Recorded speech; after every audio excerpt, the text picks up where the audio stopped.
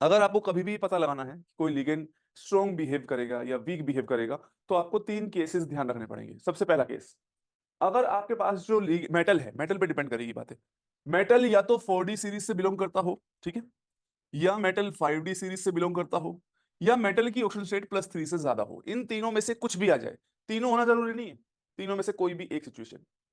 Metal 3D series से अब belong ना करे, मतलब 4D से बिलोंग करे या 5D से बिलोंग करे। 4D 5D सीरीज जानते हैं सभी बच्चे क्या होती है? स्कैंडियम से जिंक, ये सारे 3D सीरीज वाले एलिमेंट होते हैं। इसके नीचे यूट्रियम से कैडमियम, ये सभी 4D सीरीज वाले हैं। एंड देन लेंथेनम से लेके मरकरी, ये 5D सीरीज वाले है ना, पहले ही बताया था मैंने। तो अगर मेटल 4D सीरीज का हो या 5D सीरीज का हो या उसकी ऑक्सीडेशन स्टेट +3 से ज्यादा हो, उस केस में आप सभी लिगेंड्स को स्ट्रॉन्ग बिहेव करता हुआ समझकर चलेंगे। जैसे कि एग्जांपल के साथ प्रूव करता हूं। अगर आपके पेपर में ऐसे क्वेश्चन है, रुथेनियम H2O होल 6 2 पॉजिटिव, और मेरा क्वेश्चन ये होगा कि बताओ इसमें जो रुथेनियम है उसकी हाइब्रिडेशन क्या है।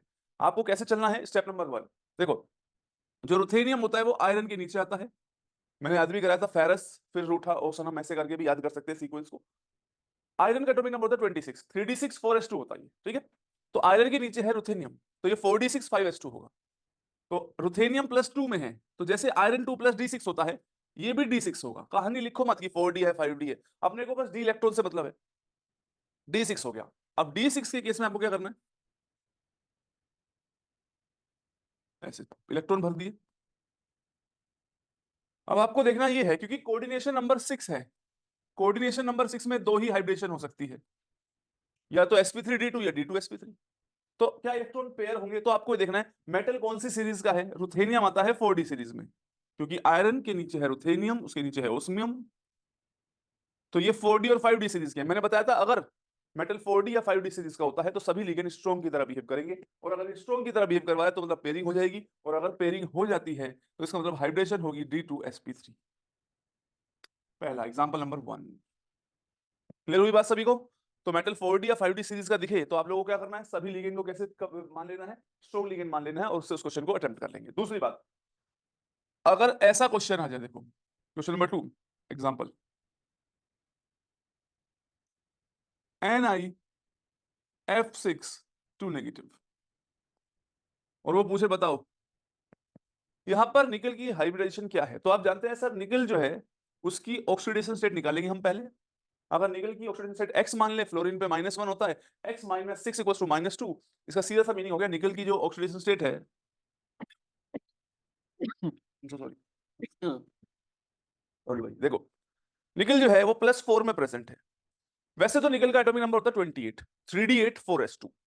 अगर दो इलेक्ट्रॉन लूज करने पड़े तो 4s वाले दो इलेक्ट्रॉन लूज होंगे और दो d से लूज होंगे, तो इसका मतलब इसकी जो कॉन्फ़िगरेशन है 3d6 है। तो अब फ्लोरीन कैसे बिहेव करेगा, स्ट्रॉन्ग की तरह या वीक की तरह? तो मैंने क्या बताया था, देखो मेटल ना तो 4D सीरीज का है ना 5D का है, लेकिन मेटल की जो ऑक्सीडेशन स्टेट है वो +3 से क्या हो गई है, ज्यादा हो गई है। और अगर ऐसा हो जाए तो सभी लिगेंड कैसे बिहेव करेंगे, स्ट्रॉन्ग की तरह। तो अगर आप इस लिगेंड को स्ट्रॉन्ग की तरह बिहेव करते हुए मानेंगे तो आप फिर से जानते हैं अंदर वाले ऑर्बिटल इस्तेमाल होंगे, हाइब्रिडेशन होगी D2sp3। तो बस ये 2 पॉइंट आपको। पहला केस, 3 केस है ऐसे, मेटल 4D सीरीज का हो या 5D सीरीज का हो या मेटल की ऑक्सीजन स्टेट +3 से ज्यादा हो, उस केस में सभी लिगेंड जो है वो स्ट्रॉन्ग की तरह बिहेव करते हुए नजर आएंगे। क्या आपको ये बात क्लियर है, बोलो भाई, इतनी बात क्लियर है? सर मेटल हाँ हाँ, इलेक्ट्रॉन को गेन करेंगे, इसमें नेगेटिव चार्ज है 2 नेगेटिव, तो सर गेन करेंगे ना उसमें। नहीं नहीं नहीं, मैं बताता हूँ क्या, देखो याद करो हम ऑक्सीजन स्टेट कैसे निकालते थे। निकल जो है उसकी ऑक्सीजन स्टेट हम कैसे निकालेंगे, मान लो x मान लिया, ठीक है।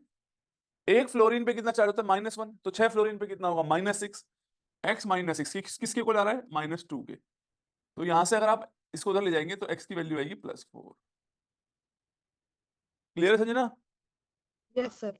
ऑक्सीडेशन स्टेट निकालना है, डायरेक्ट ये नहीं देखना होता यहाँ कितना चार्ज है। यहाँ पे हमने इसकी ऑक्सीजन स्टेट +2 इसलिए आई थी क्योंकि इस पे x है, वाटर पे कोई चार्ज होता ही नहीं है, तो इसलिए x की वैल्यू +2 आ गई थी। क्लियर? तो ये था केस नंबर 1 जो आपको ध्यान रखना है। केस नंबर 2 की बात करते हैं। अब यहाँ थोड़ा सा दिमाग थोड़ा आपको खर्च करना पड़ेगा, दो क्योंकि 3 केस याद करने और फिर कभी आपको लिगेंड की दिक्कतें नहीं आएंगी।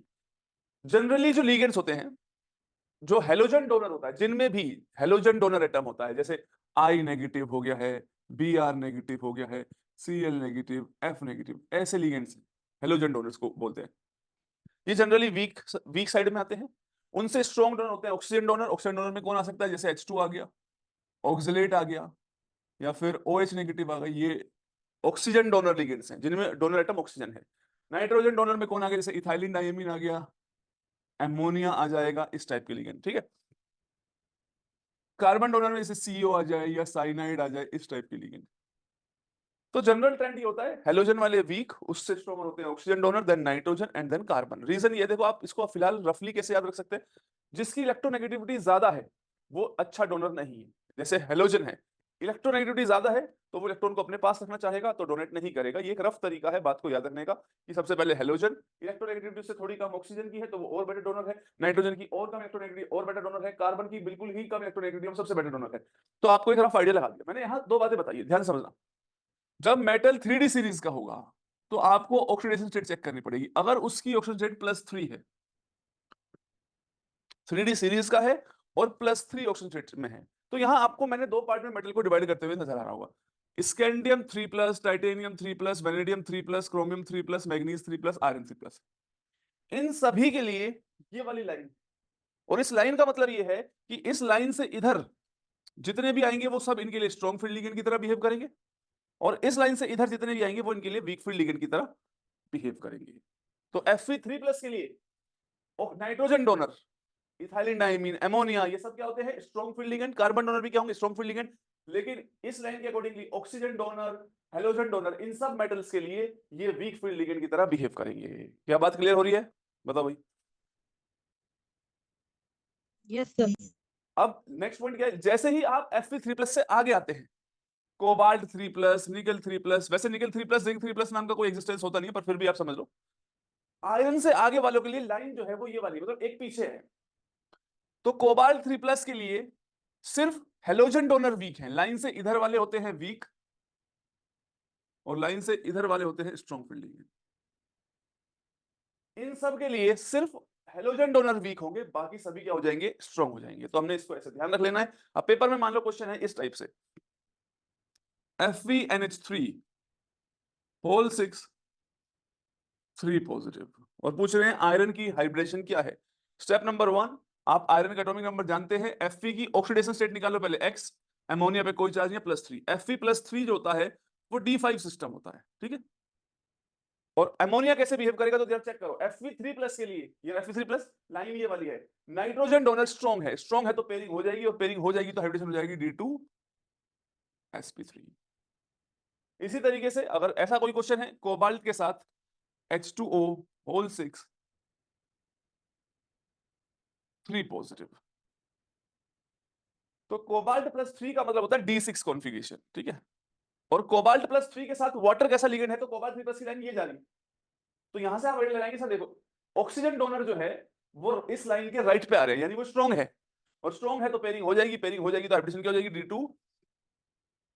D2sp3। एक और एग्जांपल देख लेते हैं। मान लो ऐसा आ जाए FeH2O होल 6 3+। फिर से देखो Fe3+ क्या होता है, D5 सिस्टम। अब आप लोग इस टेबल को देख के मुझे बताएंगे Fe3+ के लिए वाटर कैसा लिगेंड है, स्ट्रॉन्ग है या वीक है।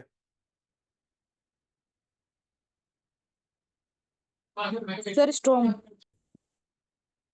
Fe3+ के लिए वाटर स्ट्रॉन्ग है, अच्छा ठीक है। एक बार ये चेक करो बेटा, Fe3+ ये रहा, सर वीक है। हाँ वीक है। इन सब मेटल के लिए लाइन ये वाली लाइन है ना। तो नाइट्रोजन और कार्बन वाले तो स्ट्रॉन्ग हैं, लेकिन ऑक्सीजन और हेलोजन वाले वीक होंगे, क्योंकि इन सब मेटल्स के लिए ये वाली लाइन है। तो ऑक्सीजन डोनर वीक होंगे, और वीक होंगे तो पेयरिंग नहीं होगी, हाइब्रिडेशन होगी sp3d2। क्या ये बात समझ में आई संजना, इसको पढ़ना आया अब। Yes sir. तो जिस मेटल की बात चल रही है उसके लिए उसकी लाइन चेक करो ना। अगर मान लो मैं कोबाल्ट 3+ के लिए बात कर रहा हूं, तो कोबाल्ट 3+ वाली लाइन ये रही, ये वाले स्ट्रॉन्ग है तीनों, और ये वाले वीक हो जाएंगे, इस तरीके से। क्लियर है। तो इनको पढ़ने एक बार अपनी कॉपी में बनाओगे ना, तभी ये याद होंगे। 3 केस याद करने ही पड़ेंगे आपको, अगर आप क्वेश्चन नीट जैसे एग्जाम की, किसी भी कंपटीशन एग्जाम की तैयारी कर रहे हो, मैं ये समझा रहा हूं, तो वो 3 केस याद करने पड़ेंगे, ठीक है। एक केस था मेटल 4D सीरीज का हो या 5D का हो या +3 ऑक्सीजन स्टेट से ज्यादा रखता हो, तो सभी लिगेंड स्ट्रॉन्ग होंगे। दूसरा, मेटल अगर 3D सीरीज का है और +3 ऑक्सीजन स्टेट में है, तो उस केस में Fe+3 वालों के लिए लाइन यहां जाती है और उससे कोबाल्ट और आगे वाले मेटल के लिए एक लाइन पीछे जाती है। दैट्स इट, इतनी बात ध्यान रखनी है।